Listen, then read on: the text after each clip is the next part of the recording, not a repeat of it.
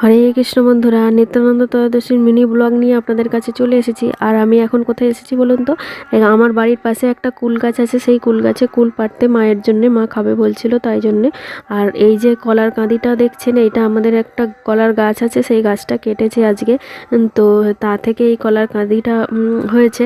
আর এর সাথেই আবার এই থোরটাও ওই গাছেরই। তো আজকে নিত্যানন্দ ত্রয়োদশী ব্রতর দিনে ভগবানের জন্য রান্না করা হবে সবজি, তাই জন্যে। আর এই যে এখানে কলার আলু দিয়ে একটা তরকারি করেছে, আর কলার চোখা, আলু ভাজা, আর ফল, বাদাম আর থোরটার তরকারি করেছে, দিয়ে ভগবানকে ভোগ লাগিয়েছে। আর এই যে আমাদের ভগবানকে দর্শন করে নিন।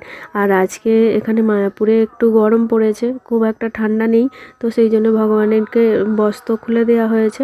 আর আমরা এখন রেডি হয়ে নিয়েছি, এখন যাব হচ্ছে মন্দিরে আরতি দর্শন করতে। এই যে চলে এসেছি মন্দিরে আরতি দর্শন করতে। তো আমার পুরো ব্লগটা দেখতে হলে আমার চ্যানেলে দেয়া আছে, গিয়ে দেখে আসুন।